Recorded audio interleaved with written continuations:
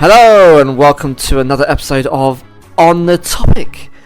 This week I am sleeping with the lights on again. I'm Alex. And I'm the Spectre walking around your house. And I am Dan. Oh god, I wonder what that was.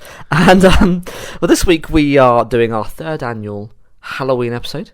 It's been wonderful. Check out volumes 1 and 2. So volume 1 back in 2020. It was, yeah. Was more about our personal experiences of the paranormal. And that's a really good episode actually because height of the pandemic, I think we were just allowed to be in the same room as each other, wasn't it? Only just, and then it was snatched away shortly afterwards. Very shortly after. But we had pointing like the listener can see.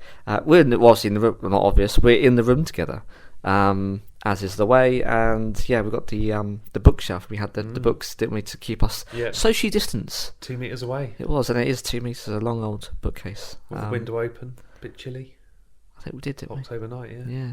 Anyway, we were ad-libbing, talking about our experiences. I didn't think I had any, and then I recalled one particular fateful night, and that was quite freaky, actually, that episode. I really enjoyed it. And then volume 2 from last year, we went on a tour around the UK, and I picked up some of the haunted locations. And this week, I wanted to go a bit more local. Yeah. So if you're not from Portsmouth or Southsea, or if you are, there's a lot of history here. And a lot of weird, creepy ghosts. Yes, lots of history. It's for those who don't know, it's a maritime linked city, so lots of shenanigans going on with the navy, big naval port here, commercial ports, shipping, pirates, vagabonds, undesirables, all of it. So yeah, I'm sure there's some and of course the bombings of the World War, of course the port. So I'm really intrigued. Hopefully I haven't given too much away, Dan. No, we'll talk about it in a second, but I'm sure there's an awful lot of bad stuff that's gone on. I hate to break to you, Alex, but your road is quite haunted as well. Yeah, as is Fratton, where I live in Portsmouth. We do have a personal story that I can probably shed some light on. So I think there's a particular end of this road. And I think I've stayed in that house, but we'll talk about that in a bit. Oof. But before we get to that, what have you been up to? Been a couple of weeks since we've last spoken, been on the Zoom. What's going on? I think nothing's really happened in those 2 weeks. We sort of mentioned the last episode, we're in this weird phase now. What comes to the end of the year, there's not a lot happening. I am on annual leave next week, so we'll be doing things. Hopefully some stuff to talk about, craft beer, Christmas shopping, Trip down to Brighton, maybe? Yeah. That is possibly on the list. Dirty burger. Date night with the missus, all the good stuff. One thing I have been watching over the few weeks. Have you watched Welcome to Wrexham on Disney Plus? I haven't. I did see it though. So this is with Ryan Reynolds, right? Yes. And Rob McElhenney, who is from Always Sunny in Philadelphia. They buy a football club in Wales. They do. Obviously called Wrexham Athletic Football Club. It's just a wonderful documentary, Alex. Okay. And I don't know why other football teams don't jump onto this. But, it looks at everything from the top to bottom. So you're not just focusing on the owners. They look at the manager. They look at the players. They look at the fans. They take you around Wrexham. It's just so beautiful. Right. It's so beautifully done. It's so good.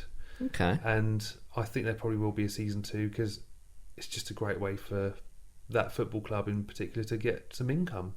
Well, yeah, and it's Ryan Reynolds who's always entertaining, isn't he? Yeah. Oh, he's fantastic. But he legitimately loves the club, though, doesn't he? Like, it's very random that they've chosen it, but you can tell that he cares, and where he can, he goes to the matches. Where half the bloody owners, even in the PL, the Premier League, they don't go. They just siphon money off, and it offsets their debts or their tax reliefs. They're not interested. It's just a business venture, and I get it, but he looks like he actually cares. They both do. Yeah. And whenever they both are stuck at home in America, they stream it. They'll do what they can to watch that football club. Yeah. And I tell you what, I'm a Portsmouth fan, but now having watched Welcome to Wrexham, and I've almost finished it. You're a Wrexham fan? I was a Wrexham fan. I could never support with all my love. I would never be able to support another club. It's always Portsmouth. I'm blue through and through. But I now find myself looking for the Wrexham results. Oh, right. I don't want to give too much away because if you're not familiar or what happened last year for Wrexham, I'm sort of intrigued now to see how far they can go. Well, they've had a spate of quite good results recently, haven't they? Yeah. So perhaps it's all having a positive effect, which is only a good thing, right? Yeah, no, absolutely. But after we talk about what you've been up to, Alex, a couple of talking points. All right. Yeah. So what have you been up to? Been abroad. Again? Yeah. Last of the year, don't worry. Back to Spain. Valencia. So nice bit of warmth whilst the UK starts to get a little bit cooler. The days drawing. Lovely beaches, lovely food, paella. Love paella. Sangria, and other delicious things. So yeah, just a long weekend away, and it was lovely. Not jealous at all. Well, you should be. It was lovely. But Not you should get as- out there. It's yeah. a beautiful place, Valencia. I can't recommend it highly enough. Lovely. Yes, I was good at outdoors. So you talked about this is Wrexham. This Wrexham? Yeah. Brand new at the time of recording, so this is going to date the episode, but it'd be remiss not to mention it. The Peripheral with Chloe Grace Moretz. Oh. Amazon yeah. Prime. It's really good. The Peripheral. Yeah. So it's all the premise is this is in the future, 2070, I think it is. And it's, I guess, southern states of America. Dust Bowley, maybe. America, this is St. Alex. What you talk about, like that's not. I don't know my American geography. Apologies, listener. You should know that by now. But there's definitely a southern twang, maybe Tennessee type kind of vibe. Anyway, it's in the future. Not a lot of money. A lot of things cost lots of cash, and cash isn't fruitful. And this family are living in this wood, and the brother, they're all older by the way, older during 20s ish, and the brother lives in his caravan next to the house, and he plays professional VR gaming. That's how he gets his money, esports and stuff. But when he finds it difficult to play some of the harder settings or some of the harder tournaments, he lets his sister play, who isn't allowed to. But of course, as you VR, they don't know who's the other side of the controller, right? Yeah. And that's Chloe Grace Moretz. And he's got this new tech that he's been given to try out. And she's the better gamer, so she says, "Oh yeah, I'll play it." And she's transported to a futuristic London, and it's filmed in London, but it's got overlaid, like VR, and it's all very odd and weird. And I don't want to spoil it too much. It will be given away very, very quickly, but it's all about, it's not all as it seems. And while she's transported into what she thinks is the body of an avatar, and it's a game, it's not quite a game, Dan. Oh. But the post production is film worthy. It's phenomenal, really, really good. So Amazon Prime clearly put a lot of money into this, because it is chef's kiss. It looks beautiful. It's a bit edgy, so if you want a sci-fi thriller-esque kind of different take on kind of dystopian future, give it a look, because it's actually quite good. And Chloe Grace Moretz is brilliant. She was in Kick-Ass 2. That was really quite jarring, because when she was filming that, she was, I don't know, at best 11, 12 years old, and she's calling people "see you next Tuesdays" and cutting off limbs. Yeah, and it was gruesome, and it was bloody, and it was sweary, and this little girl who's like kicking ass and calling people dickheads, and it's brilliant. And now she's obviously grown up, and she's doing more films and stuff, and she's great. She's great acting talent, and I'm really enjoying it. So, The Peripheral, go and give it a look. It's great. So at the time of recording, a lot's happened in the superhero world, Alex. It has. Ant-Man Quantumania trailer? What is he talking about? Trailer. It's dropped. It's a new word, ladies and gentlemen, and boys and girls, and all listeners. And Dan's on the wine. I can see it. Trailer. He's sloshing it in a in a big glass bowl, slowly devouring it through the episode. So what were your thoughts? Quantumania, good. And the reason why I say that, if there's a number of different aspects, it feels like, and it is, the next start of the next phase. Yeah. End of phase 4. Phase 5, isn't it? I think it starts phase 5, because Wakanda Forever, out in a couple of weeks, Yeah, that's the ending. Is the end of phase 4, essentially. And none of phase 4 made any sense. I've got a theory behind that. Yeah, there's quite a few floating around, but as standalone films, there was a lot of disappointments or things that could have done better. Yeah. And a lot of that was down to the hype and the trailers. The trailers just gave too much away. And we talked about the issues with Infinity War and Endgame, and just the lofty heights and how do you get back there. Yeah. And they will, of course, with Secret Wars and the Kang dynasty. But this trailer doesn't give too much away, but enough that it feels new, fresh. But actually, it feels like it's the beginning of something. And they've just introduced the big bad. Yes. Which is Kang, and this is a different Kang to what we got in Loki. Jonathan Majors, and he looks and sounds more sinister than the nice little Kang that we had in Loki. Yeah. He looks like he's ready to fuck shit up and start killing people. And no doubt he will. And it's got a really great take on where it's going next. Yeah. You can feel as though the stakes are now higher. The other films, the other TV shows, okay. The only other one I thought might have had a high stakes was probably Moon Knight at the ending. Yeah. But all the other ones, I mean, Thor, we talked about Thor in our review. Go give it a listen, and if you haven't heard it, but you always knew it was going to be alright in the end. Yeah. I mean, gosh, the guy lost an eye in Infinity War and Endgame, and now it's back and happy days, and he's got his long flowing hair again. So there's only and he's lost half his family, of course. Yeah. They'll be murdered. But you always knew that there's going to be a happy ending because Chris isn't going to go anywhere. No. But yeah, this really feels like it's bad times. I don't know whether Scott Lang is going to come out the other end. Yeah, I don't know. This version of Scott Lang. Oh, so you're thinking multiverse? Maybe. It's a good shout. I mean, my theory behind Phase 4, of course, we did see the baton pass onto new characters and people were going to take the mantle in the future. But my theory is Kang likes weapons. So anyone that does read the comics, he likes all sorts of weird and wonderful shit that can fuck people up. When you look at Phase 4, they've already introduced some of those weapons, in my opinion. So you've got the 10 rings in Shang-Chi, you've got Miss Marvel's gauntlet, you've got the Ebony Blade. I know it got destroyed, but he can time travel. Yeah. If he knows where that Ebony Blade is, he's going back, he's going to get it. Or Dan, he's gone back in time and he's placed them there specifically to allow these events to play out for the Battle World. Yeah.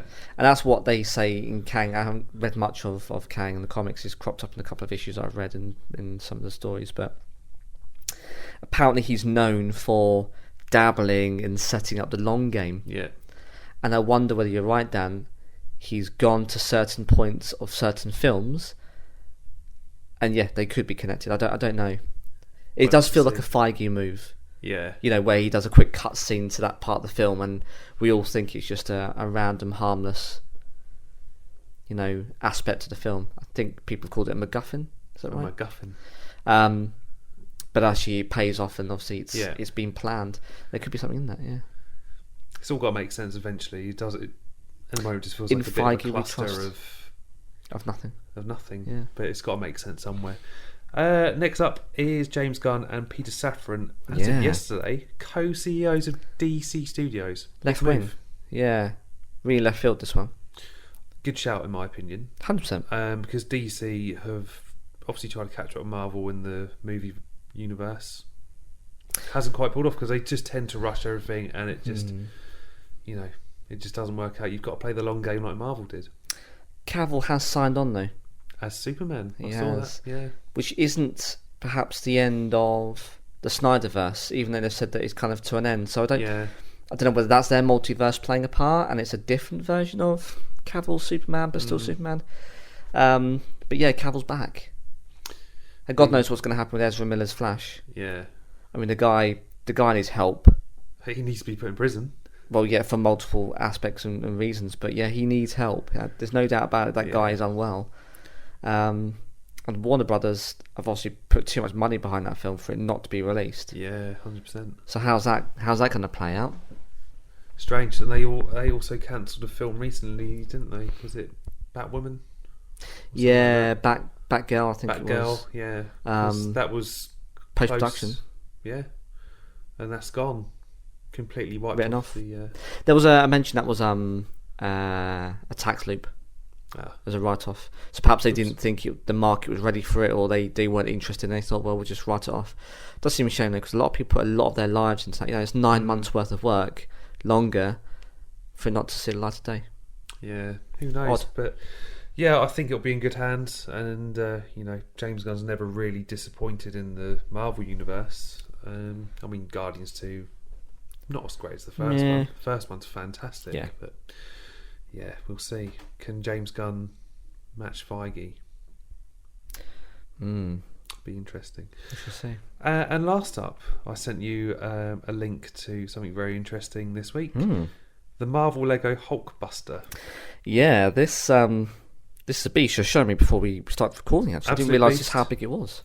Comes in at a grand £475 and 4,049 pieces. So you can have a good time building this if you can afford it, of course, and the cost of living. Yeah, I mean, it looked beautiful. Yeah. Oh no, it's magnificent. But of course, you sent me a link to a different one. A cheaper version. You know, who needs the fun of assembling 4,000 pieces when you can make life more time efficient? And do it in 90 or 70. It's like a 10 quid. It still looks good. You got a little Iron Man minifig that fits into the big armour. It does obviously look childlike compared to the wonders of this £400 monstrosity, but you can always do the cheaper version. I've got the Hulkbuster from back in 2015, the Age of Ultron Lego set. Oh yeah, tiny in comparison, pales, but still nice. But if you've got a spare half a grand, I don't. No, I really don't know who does. I'm trying to work out how to buy my next shop of carrots, peas, and bananas, apples, all the good stuff, you know. Not to mention the gas and electric. Yeah, that as well. And petrol. Had to fill up the tank the other day. I put in 20 quid. Used to get me half a tank. It was about quarter, Alex. Quarter tank. You sneeze, put your foot down the accelerator, and then 20 quid's gone. The way I drive, 100%. I'm a nutter on the roads. Watch out for me. Watch out for Dan. But let's dive in. Let's do it. Let's get spooktacular. Well, let's draw the curtains. Let's light the candles. Not make it romantic, Dan. Try and set the scene. Maybe come across quite wrong. Are we putting a bit of dry ice in the fog machine? Most definitely. Get some spooky shit going on. We've got all manner of scary things going on because we're going to get our spooks on with a local tour around the area. We are. And we're going to start off with Porchester Castle in Porchester. So it's not on Portsea Island, but just on the outskirts. A mere stone's throw away down. It is. Now, it's uncertain of when the castle was actually built, although it was probably in the late 11th century. So it's fucking old. I realise I'm swearing quite a lot in this episode, but that happens. The wine's flowing. We can forgive you. Now, this fascinating site overlooks Portsmouth Harbour, and it has been a Roman fortress. It has. A Norman stronghold, and it was even a prisoner of war camp during the Napoleonic Wars. It was. Remains quite well preserved. Now, if you climb to the top of the 30 metre, which is roughly 100 feet of the keep, you can take in breathtaking views over the Solent. Have you been up the top? I haven't, no. Every time we've gone to, we went, not every time, went a couple of years ago. We tend to go always around the Christmas period. So go for a Boxing Day walk or something like that, and clear the cobwebs. And last couple of times we've gone, it's been closed. It's English Heritage, I think. It is, which is a company that looks after some of these older sites in the UK. If you're not familiar, guys, a bit like a national trust for those who are from the UK. And it's always been closed around that time because they're doing better things than opening up keeps and the likes during Christmas. But I've always wanted to. It's stunning. So I did a ghost hunt there in, I want to say it was 2018 or 2019. Quite a night on the grand scheme of things. You know, if anyone's listened to our previous Halloween episode, my dad uses dowsing rods. It's long-winded, but you can generally get a message out of the spirits, and he does a grand old job. We got a message in Latin, but did you decode it? Do you remember what it was? Something S Dominus Meus or something like that. It was something very odd. I'd have to go ask my dad again to just find out for the future. But yeah, I mean, neither of us know Latin, and to get a message in Latin is just like mind-blowing. But that would narrow it down, though, in terms of kind of time period that you're contacting. Yeah, it would. But But we went to the top of the castle, Mm. and it's just stunning. You know, at night time as well, you see Portsmouth Harbour all lit up. Oh, it'd be beautiful. I The can hills, imagine. it's wonderful sights. Probably quite quiet as well, right? Yeah, oh yeah. Yeah, because it's quite- set off quite on the motorway haunting. and it's got some residential areas. Yeah, it is, I mean, at night it's quite haunting anyway. Just a shame it was a quiet night for us. Mm. Now, Portchester Castle has a long history and is a prime site to amass a residential spirit or two. Oh. Now, apparently, I mean, this is only quite a short list of spectres or ghosts that haunt the area. The ghost of a crusader is regularly seen around the Norman keep that was added to the Roman fortifications, with reports make it into the papers throughout the 20th century. So Oh, right. Not long ago. Among other spectres, a murdered warder with a spear. Oh. Don't want to get stabbed by him. A castle custodian doomed to carry a stone upon his back until such time as he reaches the priory at Southwark before dawn. That's quite a trek, Southwark. As in London? I think more locally. We'll Oh. have to get the old Google Maps on. See Okay. how far away Southwark is. But either way, that's going to be... It's quite Oh quite no, away. one of the forts up at the top of the hill is Southwark. Depends how fast you're walking, I guess. Yeah, That's a tough old slog. it is. Mm. 2 French prisoners who fight an eternal duel with separated halves of scissors. Oh. I mean, do you joust out with someone with a pair of scissors or half a scissors? I guess they're a bit like shivs, right? Yeah. That's horrible. Yeah, it's quite gruesome. Wow. The wife of the German soldier who drowned herself off the foreshore. So, I mean, I'll try and paint a picture for our listeners that aren't local. But if you go to Portchester Castle, I say it looks over the harbour, but it's very close to the sea, or Portsmouth Harbour. You can literally see like the Spinnaker Tower and Yeah. the city across the water. Even when the sea is out, so low tide, it's only a couple of metres. Yeah. And then when it's high tide, obviously it goes straight up to the boundaries. But if with rising, sea levels, the castle is in danger. Yeah. There's no doubt about that. It's between the castle gates and the water's edge. You're talking 4 meters at max. Yeah. So yeah, it's quite close. And lastly, a gigantic ghostly boarhound. What the fuck's a boarhound? I can imagine it's a big fuck off dog. My question is though, Dan, from those Hall of Rogues, for want of a better term, which one would you at least want to come face to face with, and which one would you most be interested in perhaps conversing with? Because of course, as you mentioned, you perhaps you've even spoken to someone of that on that list with the old Latin. But who would you least and who would you most want to speak to? I think I'd want to speak to the castle custodian, doomed to carry his stone upon his back. Why? Has he got lots to tell or talk about? Or? I think there's probably a story there. Why is he carrying a rock up to Southwark?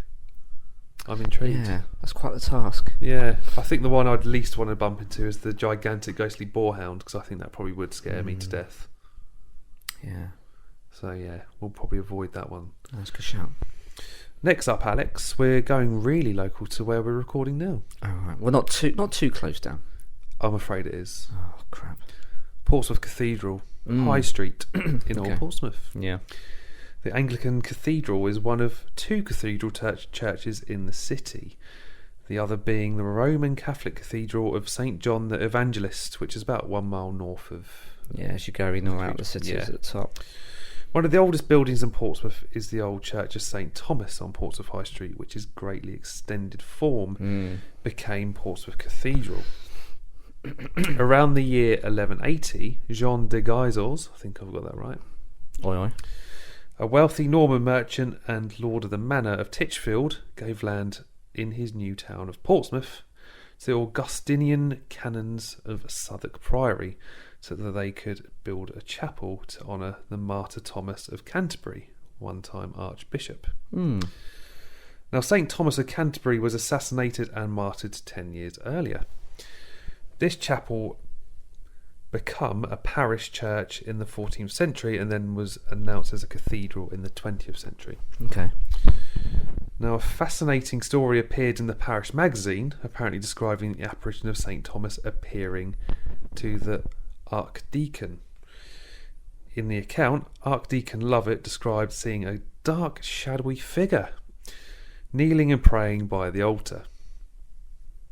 He approached it to see that it was a man hideously injured, with gashes on his arms, and this is quite gross, his skull stoved in.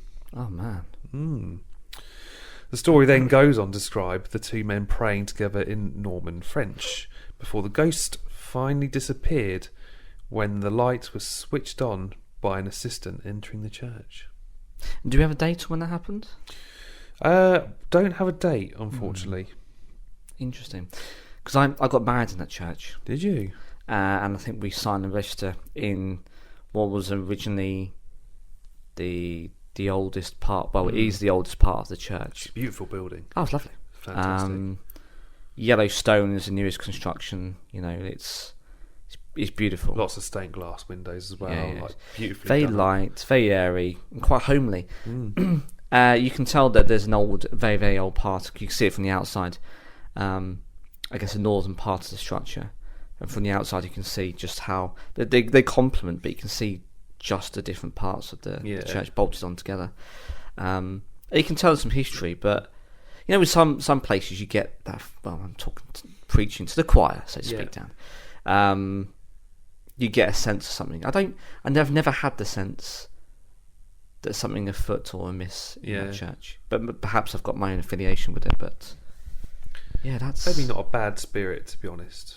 Look, he's going there to pray, and our man there was praying along with him, so I don't know, perhaps that helped settle the score, or made him find peace. But indeed. But another ghost that haunts Portsmouth Cathedral. Let's rewind to OTT episode 2, where we talked about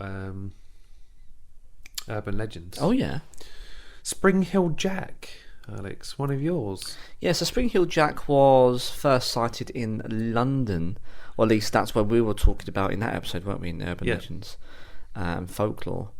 But that character is down here in Portsmouth? Apparently so. The notorious Victorian super athletic spectre was seen in the 1870s bounding over the tombstones of what is now Portsmouth Cathedral.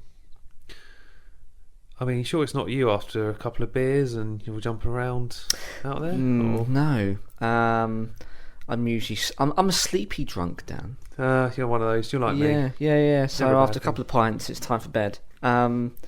So no, if anything, I'll be on the nearby benches getting a shut-eye. Oh, right. Yeah. That's interesting, that one. Hideous. Yes, indeed.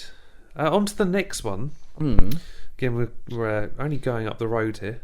The HMS Victory and the historic dockyard. Oh, yes. So we'll start off with the HMS Victory. Yes, I've forgotten about. I don't know how you can forget, but going back to what I said at the top of the episode about how it's a naval city.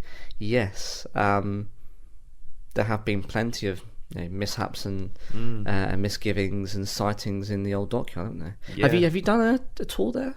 Yes. You haven't you? Yeah. I didn't do so much a tour, but we walked around it. We went on to the Warrior, the Victory. You can see the remains of the Mary Rose. Yeah, I haven't been there yet actually since I've moved it before. I saw it before, when it was an old. When it was what was it house before? Because they moved it, didn't they? But anyway, I saw it before when it was behind glass. You couldn't go in there because they were spraying it with wax or resin. Yeah. Keep it fresh. Now the last 5-10 years have finished that, and you can walk. You can't walk in and around it, but you can walk next to it, can't you? Yeah, and much like the Victory, they've emptied the bay now of water, and it's all propped up by like poles and stuff. Yeah, it's done so brilliantly, so it doesn't like rot away, and we can keep that history together. It's a wonderful place if you ever want to learn about the history of Portsmouth or of that ilk. Let's start with the HMS Victory. Now, a bit of history. It's a 104-gun first-rate ship of the line of the Royal Navy. Yes. Ordered in 1758, and it was laid down in 1759 and launched in 1765. She is best known for her role as Lord Nelson's flagship at the Battle of Trafalgar on the 21st of October 1805. So a lot of history here, ladies and gentlemen. Yes. An article in the London Metro newspaper in 2018, we'll put a link in the description below, Alex. Okay. I'll send that over to you later. Please do. Described how Tony Ferguson was working on the HMS Victory, where he claims to have seen a ghost. Not any old ghost, but that of Fanny Nelson. Excuse me? Fanny Nelson. Okay. I'm trying not to laugh myself. He just looked at me. He had this cheeky grin on his face. As always. The wife of Admiral Lord Nelson. Oh, right. Don't laugh too much. He might come and haunt us. Yeah, definitely don't want that. So we don't need that in our lives. I'm not mocking poor Fanny. Definitely not. He says he didn't see anything with his naked eye, but when he watched the footage back, he saw a ghostly figure of a woman walk through the upper chamber before disappearing through a wall. Oh, man. Yes. There's footage which does show a female figure in a periodic dress moving on the deck, but there is nothing to substantiate his claim that it walked through a wall. Now in this link you'll be able to find the video. Sorry, Dan.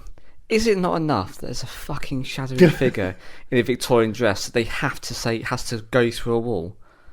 Surely, I mean, the dockyard is a pretty secure place. And I say that because it's got some pretty old shit in it. Yes. But it's also within the actual MOD grounds. It is, yeah. It's well guarded. They've got guys with guns on the front, and I'm not even joking. Like, there's very few places in this country that has armed police. Portsmouth Dockyard is one of them. So if someone has I guess after hours, right? These things usually happen at darkness. Yeah. So someone's got past these guys with guns. The scale, I don't know how you scale the wall and safely land at the other side. You just don't do it because it's concrete. So if you manage to do all that and then go onto the boat in Victorian dress, I mean, why would you do that? Yeah. So legit, surely there's something behind that, because unless it's someone who's working there, and again, I can't see why they would disrespect, the history. Surely that's enough. Yeah. Why do you have to have someone corroborate go through the walls? Yeah, no, absolutely. Talking to the dockyard before I sort of carry on, I did an investigation on the Warrior back in 2016. And interestingly, we actually had someone called Jack the Painter come through. Oh, I think I remember you mentioned about this, yeah. Yeah, it got downplayed because apparently it's a well-known story, but me and my dad, me and my brother, we didn't know anything about this fella or any of the history behind him. But he was bit of a mercenary, so he'd go around, he'd burn down like rope stores and God knows what in the dockyards. He ended up getting hung from a mast outside the dockyard, and then they sort of hang out the body to show you people what's happened. Don't do it because this is what will happen. Bloody hell. But yeah, it got downplayed, but his name was James Aitken, and all the information we got out of that experience was all accurate. Born in 1752, died in 1777. Very fascinating. Very angry Jacobite. I'm not surprised. He got murdered. Wow. That's what you get for burning down rope stores and people's dockyards. I know, but still. You shouldn't do it. Make your untimely end. But yeah, that's just a mere stone throw away from the walls. It is. In the dockyard also, there are other reported spirits. Now, there is an account by a level-headed security guard who encountered something unusual on his first night in the restricted part of the dockyard. Oh. Which has high security, and as you mentioned, Alex, it's on the Ministry of Defence land. Yeah. He talked about walking near the Georgian rope house when he saw a figure in the distance. Oi, oi. It looked at him, as it does, that's what these spirits do, and quickly walked down an alleyway. He followed and saw it turn left. When he got to the spot, he found the place it had walked had once had a doorway that was now bricked up. Very weird. So what, are we suggesting to Mr. Aitken, who perhaps or just a could random? be. Yeah. Just a rope house. But say, with sort of how old some of this land is around here and the history, it could be anything. Just don't know. All these weird rogues, merchants, pirates. Wonderful stuff. Yeah. You can feel the spirits as you walk up the streets of Old Portsmouth. You can. Moving away from the island, we're going back on top of the hill. let's visit Fort Widley on Portsdown Hill. Great place, actually. I've been there a couple of times. During the summer, they've got a grassy knoll at the back, not to shoot precedents from. That's a niche reference there. But they usually have like events or archery or something. Yeah. And it's a great place for family, contrary to what you're about to tell us. Oh yeah, definitely. I mean, I've done plenty of paranormal investigations up in Fort Widley, and there is some weird stuff Did there. we do archery there? I think that's Was it Widley or was it Nelson? Purbrook. Oh, Purbrook. Okay. I didn't go to that because I was probably working at Tesco at the time. Oh, mate, it was brilliant. Did you go with Chooks? I did. We went. All of us went there, and it was really random actually. We rocked up. Yeah.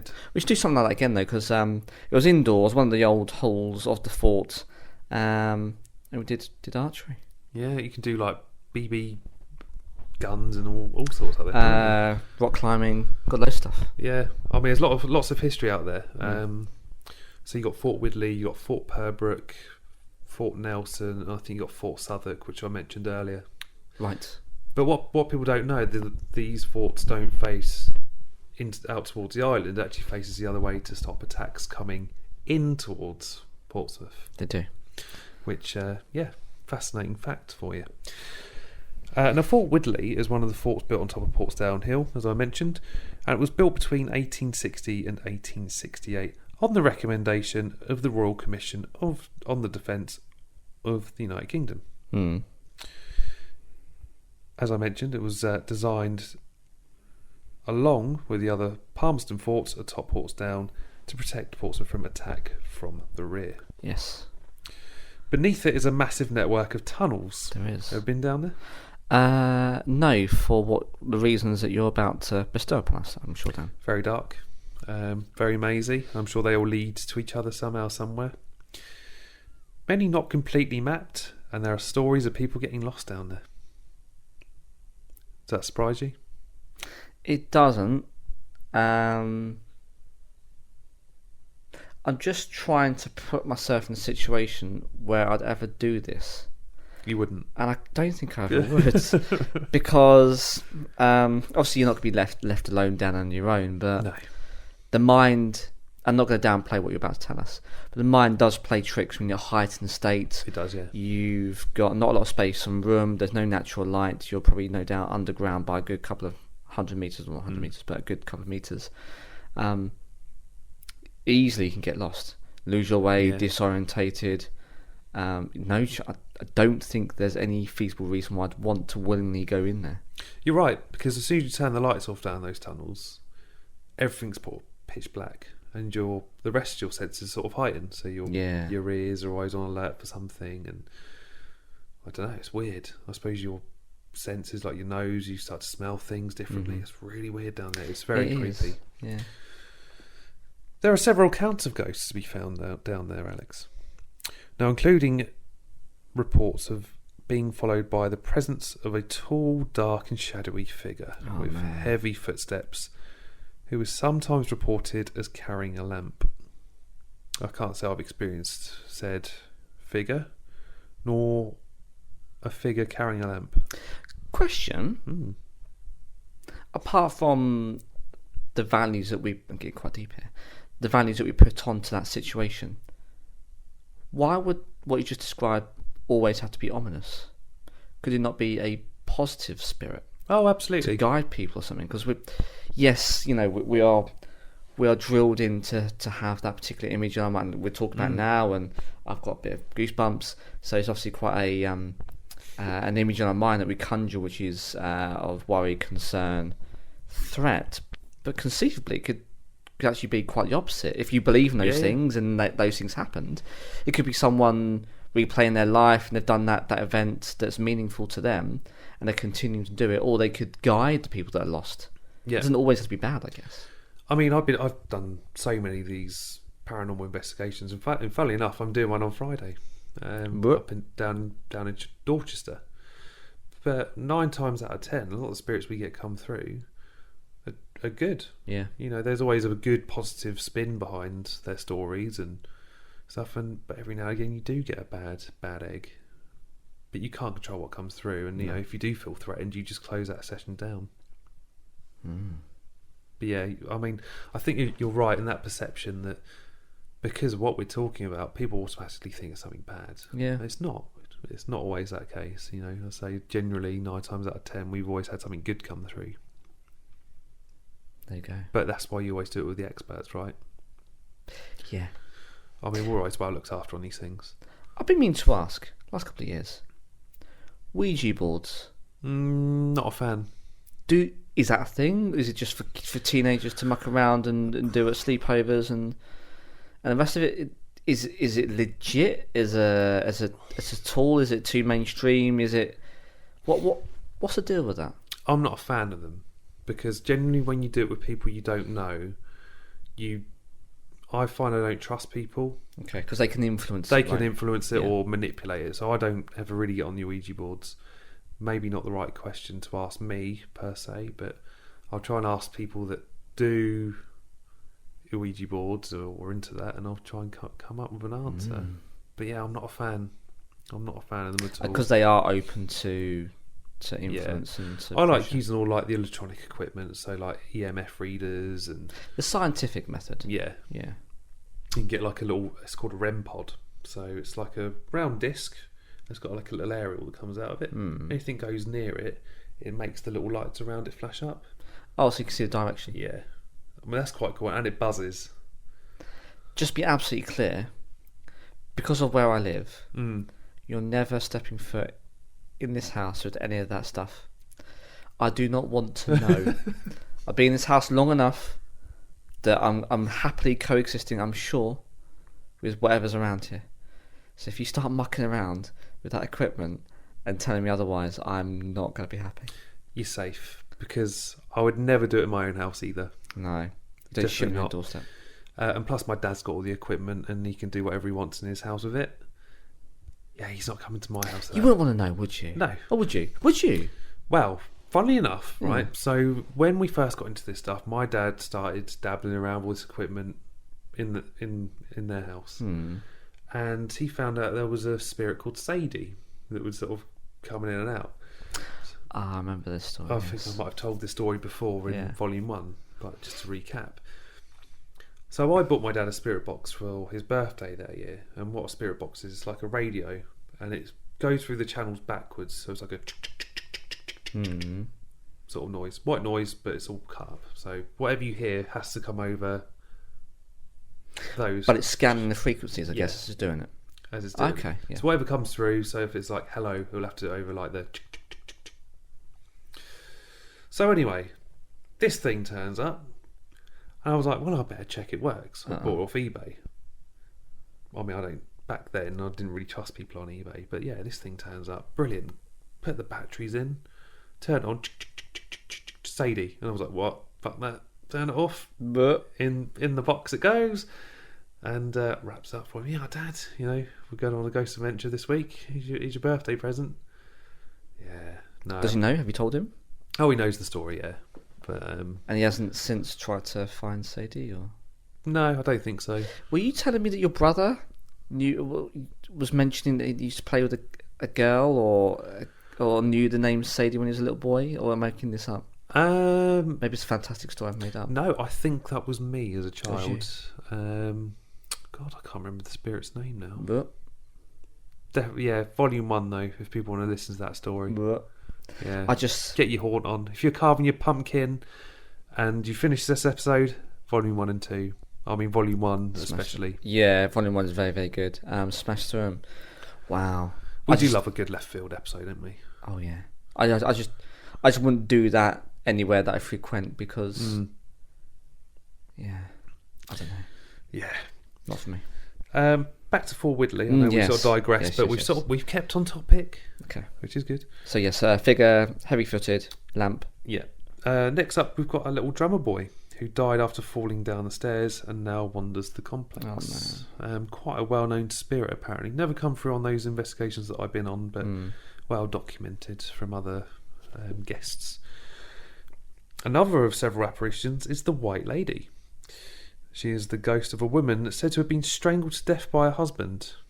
Oh. And I feel like I have had an experience with the husband. So we did a spirit box session. And what's really weird is I've recorded on my phone at the time. I had an iPhone 4 and an iPhone 5, something like that. I recorded the session. Now, throughout this session, the spirit box, there was this guy, like, he was telling us to fuck off. He was laughing. And when I listened back to it the next day, on my phone, it picked up a woman screaming and crying, which is really weird because we didn't hear that at the time. I might have to try and pick it out and... oh, mate. Yeah, I don't know whether I'll put it on the socials, but if anyone's interested, reach out to me and I'll send it over to you. It's quite harrowing. It's really horrible. And another link, which we'll put in the description, a supposed paranormal event was also captured by the Spirit Team TV show. Now, they claim that one of their crew was shoved by a ghost in the fort. You can make up your own mind by looking at the footage on the Daily Mirror's website. Well, it's a Daily Mirror, and we've talked about these programmes before, haven't we? Yeah, Most Haunted can get in the sea. Yeah. Load of garbage, contrived rubbish. But yeah, make your own mind up. Go check it out. So on social media, Alex, I reached out to people and asked them, what locations should I look at around Portsmouth and Southsea? First up, we got Kelly. She says you should look into some of the stories from Groundlings Theatre, or the old beneficiary school. There's definitely a haunty vibe there, even before you know the tales. Is that Portsea? Yeah, so it's in the PO1, so I think it's just off of Queen Street. Yeah. Now, I used to have a friend who lived a couple of roads down from there, and I used to walk past this town hall, I think it was, or is now, on the way, and it's definitely got a vibe about it. Yeah. There's no doubt about that.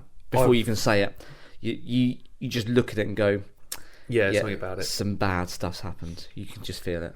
I mean, I did it back in 2014 in the summer. It was quite a good experience. So I set up a load of trigger objects to see if anything would move.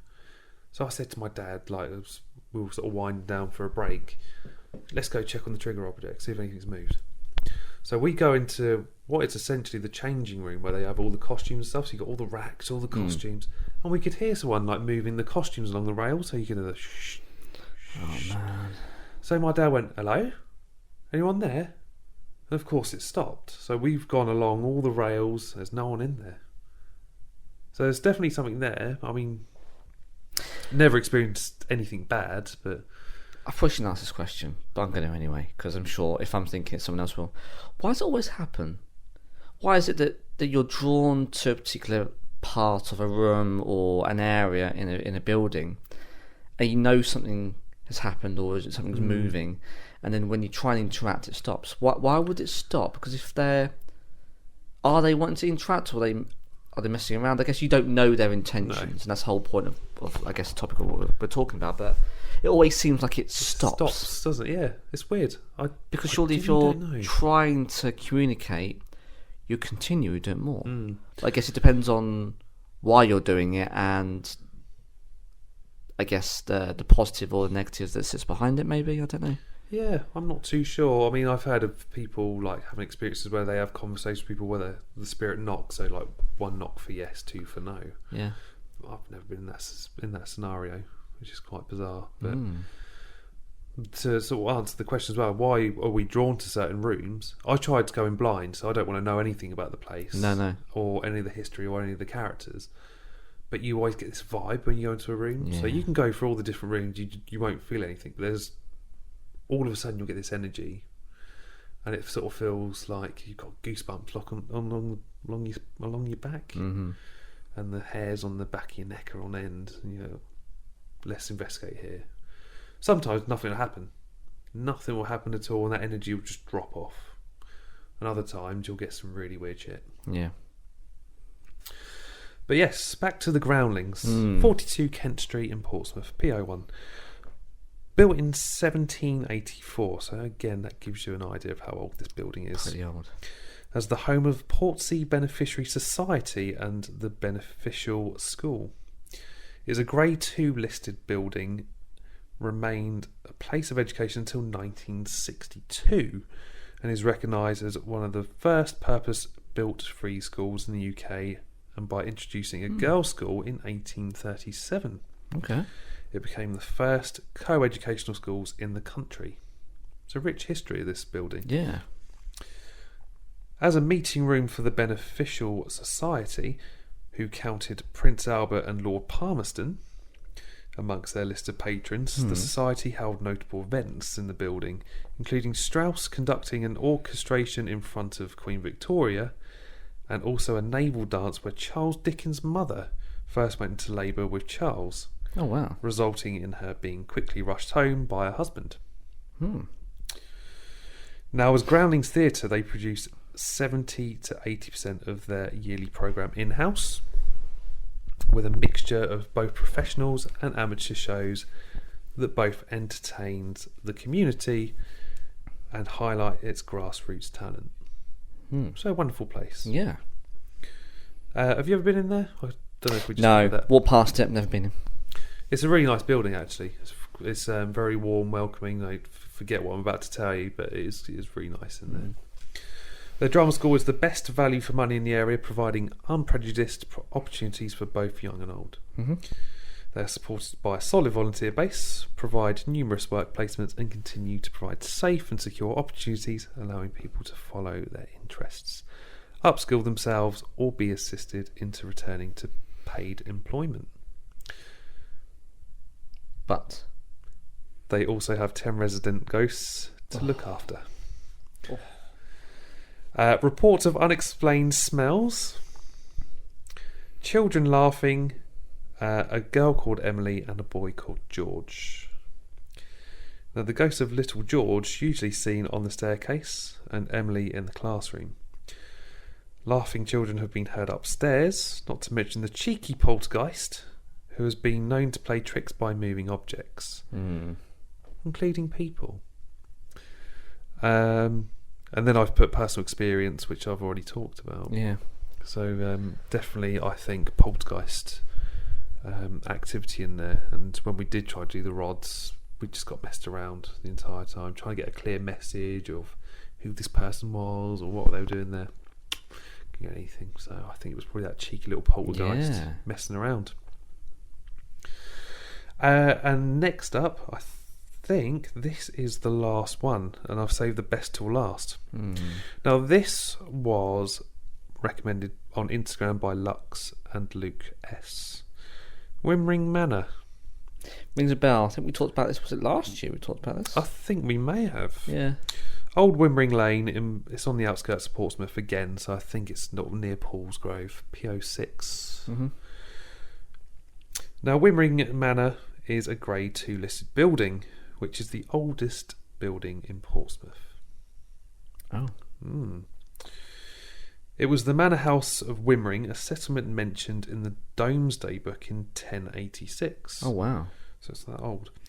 It is first recorded in 1042, when it was owned by King Edward the Confessor. After the Battle of Hastings, it became the property of King William the Conqueror until 1084. Its cellars, which still exist today, are of Saxon origin, and there is even archaeological evidence of Roman habitation of the site. Pretty old. It was once at the centre of a large estate stretching out over the Hampshire countryside, down towards a lonely and desolate shoreline, along which a solitary road stretched between the local villages of Cosham and Fareham. The majority of Wimmering Manor dates from the 16th century, with a spacious wood-panelled hall dominated by 2 barley sugar twist balusters of the Elizabethan era. Reflecting the deep religious tensions of the times, the house even contains 2 priest holes. There is a personal experience in this as well, one of the priest holes. So we did this in 2016, I think. Every time I've done Wimmering Manor, it's always pretty quiet when I'm about to dive into some of the spirits that haunt there. But we all took it in turn to go in with a voice recorder into one of the priest holes and ask questions. So a priest hole, is it kind of what you might guess? Is it where they would go to stay to prayer in? in like a, I don't know, private room? What's the purpose of priest hole? I think the priest hole is also where like you'd go to confess. Oh, okay. And all that stuff. Yeah. But we went into the priest hole with a voice recorder, and you ask questions, but in between you sort of leave a long pause. Yep. Now my brother went in there, and of course, you don't ever hear anything personally because it's probably on like a completely different frequency. He comes out, we play it back as we did in turn, and I can't remember what question he asked, but there was a whisper. He went, "Help me!" Oh no! It was fucking creepy. It's so weird. I'm not expecting the listeners to sort of take this by truth. Take it as a pinch of salt. If you believe in this stuff, then great. If you don't, it's fine. I won't judge you. In its later years, the manor was bought by Portsmouth City Council to prevent it being demolished. The remaining garden was sold to developers, meaning it is now fenced in by a 20th century housing estate. And it was then leased to the Youth Hostels Association. More lately, it fell into such disrepair that in 2013 it was sold by the council to the Wimmering Manor Trust for £1. A single pound. Along with a start-up grant to restore it. So you could, for £1, they essentially got more back, which is mental. Yeah. The manor has collected numerous ghost stories, to such an extent it was proclaimed by David Scanlon, founder of the Hampshire Ghost Society, to be Hampshire's most haunted house. Wow. Plenty of weird stuff here, Alex. So, as I say, I'll save the best till last. First, we've got the lady in the violet dress. Now, this apparition came to visit the joint owner of the house, Thomas Noley's Parr, in 1917. Thomas, reputed to be a direct descendant of Catherine Parr, the fortunate queen who survived King Henry VIII, owned the house with his aunt, Mrs. Nightingale. One night, he woke to find a figure dressed in blue at the foot of his bed. Oh no. You shit yourself, right? Mm-hmm. This lady in violet, he recognised as the spirit of a cousin who had died in the same year. This was not a frightening encounter, apparently. She stood and chatted with Thomas for a while, seeming to want to spend a little time catching up before adding, "Well, Tommy dear, I must leave you now as we are waiting to receive Aunt M." Uh-oh. At this point, she vanished into thin air. The following morning, Thomas received a telegram informing him that his Aunt M had died during the night. Oh man. That's fucking creepy. And I hope this never happens to me. Well, now you've said it. Now, the next questionable character is Reckless Roddy and his panicked horse. The dastardly Sir Roderick of Porchester, local folklore tells us, lived during the Middle Ages. One night, the lecherous and wicked knight heard that a newlywed bride had been left alone in the house, while her husband was called away to deal with an emergency. Oh. Filled with reckless and violent lust, Sir Roddy rode to the manor to rape the solitary bride. What a prick. Thankfully, her husband returned home and chased Sir Roderick out of the house, cutting him down with his sword as he attempted to make his escape on horseback. In panic, the horse bolted. It is said that from time to time the ghostly sound of a panicked horse's hooves can still be heard clattering in the lane outside. It's quite a narrow road if you've ever been down there. Opposite the house is actually a church. Very creepy. So the horse bolted, it escaped. So my question is, why would the spirit of a horse be there after it survived? I mean, at this point, why not? Yes, quite. Yeah. There have been various testimonies to the eerie sound of the ghost horse galloping away, including one during World War II, and another from 1960 in which the youth hostel warden claimed to have heard it. Though you might think that he would have learnt his lesson, the cruel Sir Roderick is said to appear if a newlywed enters the house. Oh no. Don't get married and then go to Wimmering Manor. It's not a place to have your honeymoon, perhaps. Absolutely not. There's other nicer places along here. I'm sure you can attest to, Alex, to having your wedding party or whatnot. Crikey. Next up, we got this is really questionable, the grizzly-handed nun. Oh. This apparition has been seen on many occasions over the years.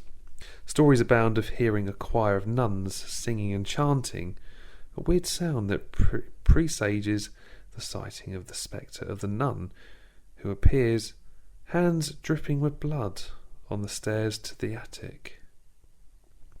I've been in the attic and it is very creepy. Didn't have the nun come through when we've done a paranormal investigation, but we had a woman that denies being dead. Okay. She sets all the equipment off, it goes mad, and then it just disappears.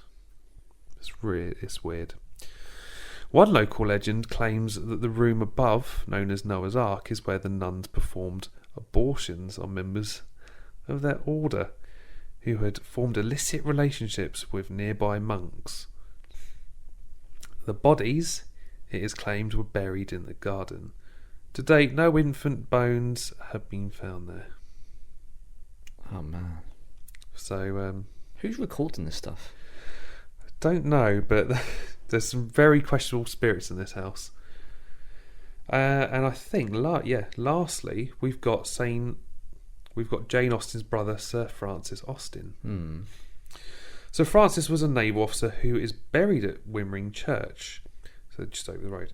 This ghost does not appear to be a particularly scary one, although one report says he smiled at one of the staff. Lord knows why he did that, but at least his hands weren't dripping with blood when he did it. Obviously referring to the grizzly nun. But just to mention a little bit about Sir Francis Austen, he was in a few battles and wars, including the French Revolutionary Wars, the Napoleonic Wars, and the War of 1812. Oh wow. Fun fact, he died at the age of 91 on the 10th of August 1865 in Widley. That's a good innings. So you see a lot of action. Yeah. Yeah. So that rounds up for our local tour of, lots of history and some questionable spirits. Yes. But on to the listener. More. So this was sent in by Kelly, who's previously been involved in some of our Halloween episodes. We got the footage as well, but there wasn't really anything to the footage. It's more the sound. Now, she says before sending the video, I was watching TV not long ago. Got up when I heard the noise. It was so loud I could almost feel the breath on my ear. I thought it was one of the cats behind the sofa, though none have ever made that noise before or since, so I stood up and said, "What's going on?" But then realised that two of my cats were sat in front of me. Equally freaked out, the other cat was outside. I checked the whole area, even in the cupboard behind me, but couldn't work out what it was. It was so loud, and I've never heard a noise like it. In person, it sounded like a small child making silly noises, but it definitely wasn't mine, as they were all at their dad's house. Now, Kelly, there's a couple of things I think you need to remark on this with Kelly. So Kelly had an experience, the first episode, 2020. Yes, because her and her other half, Paul, got involved and sent us some stories in. Yeah. Good listens, actually. Very good. Is this the same house that relates to? I think it is. Some weird stuff goes on in there. Yeah, and there's some calling of people and no one's called each other and it's all very odd. My question is, Kelly, why are you still in that home? Because, I mean, obviously Clee doesn't bother her and I think I got that vibe. I might be way off, but she would have moved out by now if she was. So obviously doesn't worry her too much, but it wouldn't be for me, Dan. Like, I was a faint of heart, and if that, knowing the history of what she's been through, anecdotally, she can count the experiences quite vividly on both hands, probably. I'd be out there like a flash. But clearly, she's not, I guess, threatened or worried by it too much. It's just an experience. I'd always say that, if it's not there to hurt you or freak you out, it's probably a friendly ghost, maybe an old relative or family friend sort of passing through. I don't know. I wouldn't be able to tell you about all the equipment and all that stuff, but yeah. And in the video, is it Christmas time? Is that right? And there's a Christmas tree in the corner, and you can see that she's obviously alarmed, and she does. It's like you'd hear someone walking in the door, and you go, "Oh, who's that?" or "Who's back?" And legit, it's There's some kind of something that's caused for her to turn around and actually think there's something closer than it was. Yeah, it would make you get up and look around for sure. But if you ever experience anything like that, and it's probably not there to hurt you, so. Now away from ghostly stuff, Alex, we can lift the mood. We'll lift the mood. Okay. We've been challenged by another listener for a future episode. We don't get this often, and this is actually quite nice to get a recommendation for a future episode. Okay. Because we've always got a list. We're always well prepared. There is always a waiting list as long as Dan's arm is not longer, where we always mean to get around to stuff, but these bloody films keep on getting released, getting in the way. Indeed. I mean, I'm sure there's a couple on the list that still date back to 2018 when we first started doing this. But yeah, so let's go over to Dan. He tweeted us an idea for a future episode or two. The original Mighty Ducks trilogy, and then the excellent Mighty Ducks Game Changers on Disney+. Oh, right. Mighty Ducks is in the hockey films. Yeah. Yeah, okay. I think the first one, that's a proper feel-good film. Yeah. Usually on at Christmas or Easter or something. Channel 4, usually in the UK, that it's on. It's that kind of thing, full of adverts. Who is the main guy in the first one? In that Dan's quickly looking, I guess, up at IMDb as I'm talking. Try and buy him time if you're a guest listener. And he's done a spate of those kind of comedy type feel-good films during the mid to late 80s. Is it come up, Dan? I've got Emilio Estevez, Joshua Jackson. Yeah, Joshua Jackson, I think. Yeah. It's your typical middle-aged, semi-good-looking white guy who's trying to get a bunch of kids together to try and make good and to live vicariously through them, and he learns a lesson and they all rally around him at the end, and they are quite nice films. But I haven't seen any others, and it's been a while since I've seen the first one, to be fair. Yeah, maybe. I mean, that sounds like a good challenge. That's a good shout. I'm up for that. Let's give it a go. Future episodes, we'll probably look at doing She-Hulk, do a review of that. Good ending. I think the finale was. It's been lauded as some of the best, or one of the best of the series. Kevin's I don't disagree. A fucking robot. Yeah. Fucking robot. It's brilliant. Yeah. I really enjoyed it, and I'm looking forward to discussing it with you, Alex, and getting your thoughts. Wakanda Forever, it's not far out now. No, just merely round the corner. Looking forward to another On The Go episode. Yes. Are you emotionally prepared? No, and I don't think really anyone is, to be honest. I'd be interested to see how they handle it. And there's a part of me that thinks there's a lot going on with Chadwick Boseman. Does it really need then Namor? Yeah. Does it really need then Ironheart? But a lot of these Phase 4 films are purposefully set up to launch, I guess, Phase 5 and beyond. Yeah. So it makes sense that those things will lead us on to the next spin-offs. But I do worry there's a lot going on. Yeah. We'll have to see. So I'm looking forward to doing that, and then the big review. And then, of course, we've been challenged by Dan, so we'll probably see that maybe before Christmas. Yeah. But if anyone's got any ideas for a Christmas episode, we're all ears. Yes, I mean, we'll do our usual Christmas Day effort. Looking forward to that. Dan will no longer have to, sadly, dress up as Queenie, but you'll now be crowned the king. Yeah. So it'll be a change of disguise, but we'll wheel Dan out in his royal attire again for the big day. But yeah, we usually do Christmas themed episodes. So we've done films before, which is really good fun. One of my favourite episodes. So yeah, if you've got an idea about what we want to do at Christmas, then let us know. Yeah, definitely. But that rounds up for another week. Oh no, wait. Shut up, Dan. I haven't put the socials in. You haven't, Dan? No. No. Well, if you want to get involved, listener, please. you can completely ignore me seeing this episode out early. You can get in touch with us on Facebook, Twitter, Instagram, and TikTok, which is @OnTheTopicPod. And if you follow any of those socials, there is a link to Anchor where you can leave us a voice message like some of our previous listeners. Oh, yes. And we've got WordPress and YouTube, Alex. Yes, on the topic podcast.wordpress.com, all lowercase on one word. On there are our ugly mugs, our bios, links to affiliate content, website, morbid and mundane, lovely t-shirts, beanies. It's nearly time to grab out the beanie, Dan. Weather's turning. Can't wait for that because we've got lots of new clothes. Joey does. On there you can stream all of our back catalogue, all the way back to the weekly roundup. Yeah. And you can sign up to our newsletter, so if you want to be notified of when a episode is released, then you can do so there. And then, of course, yes, YouTube. So give us a search. You'll be in the links in the description below.